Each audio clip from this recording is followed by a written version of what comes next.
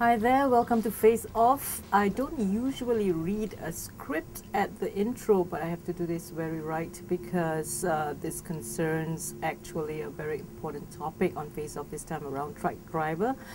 We had Dhamendran entering a Malaysian police station, and that was on May 11th. He had to record a statement over a scuffle that he was involved in. He never came out alive. 10 days later, police produced the 32-year-old's battered corpse, his ears pierced with a stapler, and said he died of a heart attack. Dhamendran's death is among 3 deaths in Malaysian lockup for the past 11 days. It has tarnished the image of the police force, and these deaths are widely viewed as corrupt, as brutal. In the studio with us, Ms Cynthia Gabriel, SUARAM Director. You are with us on Face Off. Welcome. Thank you very much. Pani Chen is also joining us, resident guest. Thank you. So we are not safe, not even safe in prison, is that right? Not at all.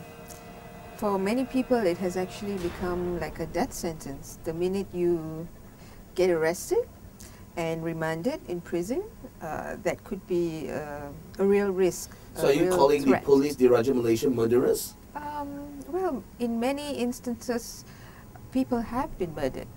By the police? By the police, because they are responsible for persons under their own custody. So when someone dies and loses a life in police lockups, the police are 100% responsible. So has there been any legal reports condemning and also making sure that the police have been found guilty of such acts? Well, this whole issue of custodial deaths is slowly gaining momentum, mainly because the incidents of deaths in police custody are actually on the rise. Startling rise, can I say? More Absolutely. than 200 deaths since 2000, since the year 2000. Yes, yes. And in the last 2 or 3 years, I think that the numbers have actually been very much more frequent than we'd like to admit as acceptable. Can you give us some numbers and facts as to how many has been in the last year, 2 years, and why are you saying that it's going up? Startling numbers. And Sure. based on an ethnic breakdown as well. Yeah. Well, what I'd like to quote is actually the newly minted Minister Paul Lau, who had actually released figures saying that in the last 10 years, from 2000 to 2010, we've had 64 Malays, 30 Chinese, and 28 Indians dying under police For the past custody. how long again? What about? For the past how long again? Over how many years is that? Or The last 10 years. Yes. These figures are for the last 10 years. But in the last 3 years, because now we are in 2013, we've seen the number of cases of custodial deaths actually on the rise. And the most worrying thing is the legal remedy that you mentioned. yeah. Nothing is being done. It's completely inadequate. So the police officers who are alleged to have committed the offense are put behind or just given desk jobs. Is that right? Yes, in the case of Dhamendran, they were going to get away, first of all, by saying that he died of a heart attack. And then it's because of the advocacy by human rights groups and by lawyers that have actually pushed to get the post-mortem report out. But then again, wouldn't he get a heart attack if his ears were pierced with a stapler? Yeah. And this is the extent of the brutality. In fact, it's among the most horrendous So who's responsible for cases. this? Are we saying the Home Minister should be the one responsible to be giving an answer that's adequate to the people? And not Yeah. just sweep things under the carpet. Yes, like because the always. cops report to him, and the police force, the Police di Raja Malaysia, are actually under the purview of the Home Ministry. Correct. So what has he done? Nothing. He has done nothing.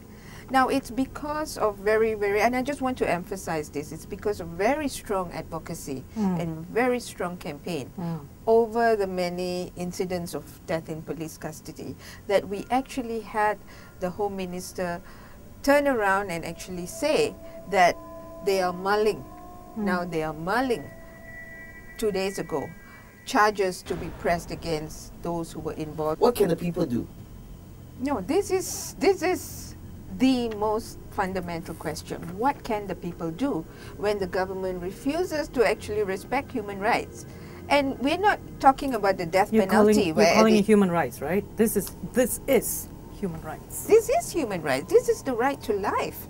Because when you go in and you're arrested and you're in remand under the police custody, And you whether are you're a not yet suspected charged. criminal, you're just a suspected You're just a criminal. suspect. You're an OKT.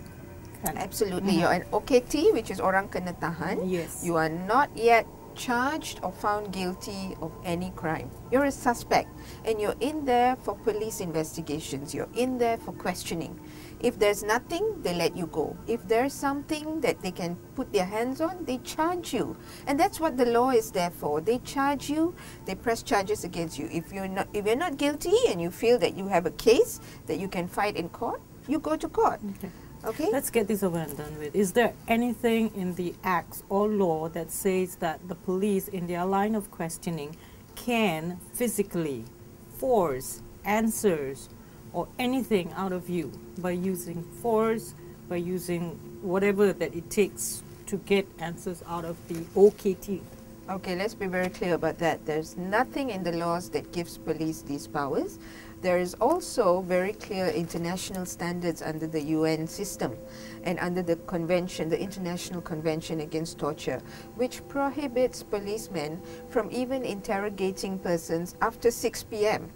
So there's no interrogation that should happen at night. So what happens after 6 p.m. if a person is still in the lockup?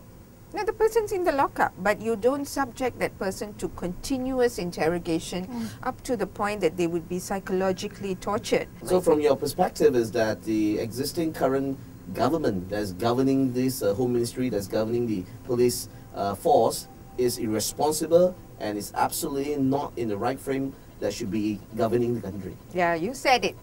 You said it. I'll just echo what you said. So, yes. Oh, I'm asking a question. Oh, you're asking a And question. yeah. Okay. Is that what So- is that what you're saying? Yes, that's what I'm saying. And I'm saying it knowing fully well that I also run the risk of being called for questioning.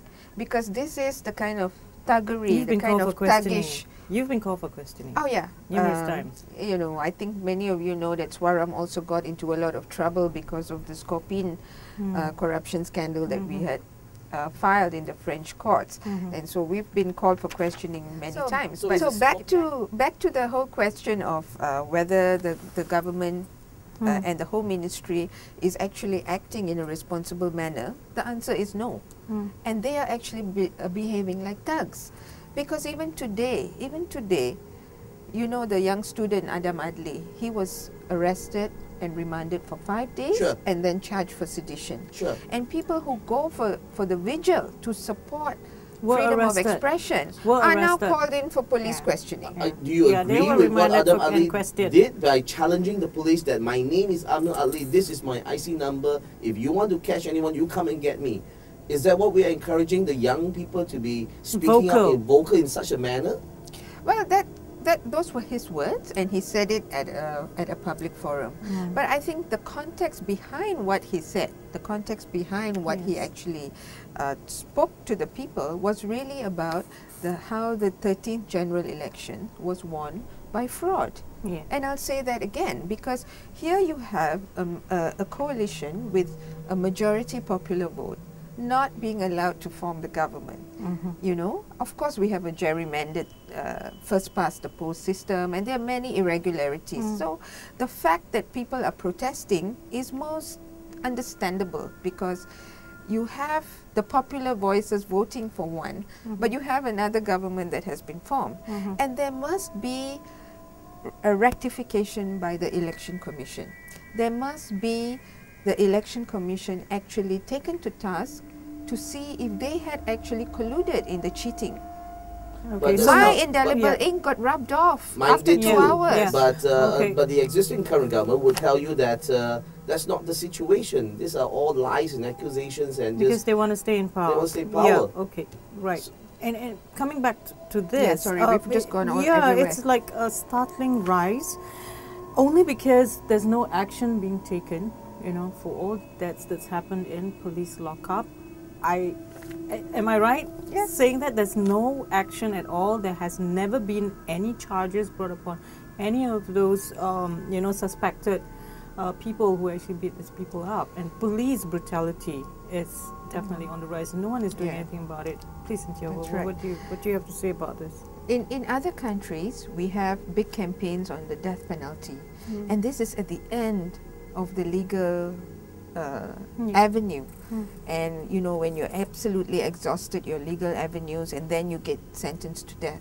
There's a campaign there. But in Malaysia, we've just rolled back so much. The fundamentals of even before you're charged, you could lose your life. And this has become so serious. What is this? This is a manifestation of a complete abuse of power by the Police Diraja Malaysia. What can we do? What can the people do? Well, what can the SUARAM people do? Well, let me tell you that in the past, there have been a number of inquests. And inquests are also as a result of campaigning and advocacy and actually trying to push the issue to show that deaths in police custody are completely unacceptable. But has the inquest proven to the riot that it actually works? So is it does pointless? not work. Now I'm saying it point blank, it does not work because inquests normally come with a finding that is you can't determine what is the cause of the death. Are you saying that? Yeah, sorry. It's pointless then. Yeah, It's what, it's a whitewash. so what can we do next? It's a Because whitewash. the And Teo can Beng you Hock imagine was today, royal Yeah. inquest Yes. and so on. And then you even have this whole commission thing that, you know, they say that they want to investigate Dhamendran's death, and this is actually done by the police themselves. Yes. And so Seriously, let me repeat those words. That the investigation is done by the police themselves. Would you actually call yourself a murderer? I don't think so. We need an independent body. We need this Independent Police Complaints and Misconduct Commission, IPCMC, which the government is not very happy to implement. and this is what we need to ask them why. Because this idea, this proposal was actually mooted by the former Chief Justice when there was a very special commission to actually look into this. It is a very important proposal. Why? First, it's an oversight body. That means the police are not involved in investigating their own actions. This is the first thing. And this is to reiterate that point that you just made, that if a police actually commits a wrongdoing, another police tries to investigate, what do you think is going to happen? They probably try to cover up for their colleagues. So an oversight mechanism is extremely important. We're not going anywhere then. No, we're not. And we need to actually pressure. And this is the most important opportunity that we have. What kind of pressure are we talking about? What kind of opportunity, the best opportunity?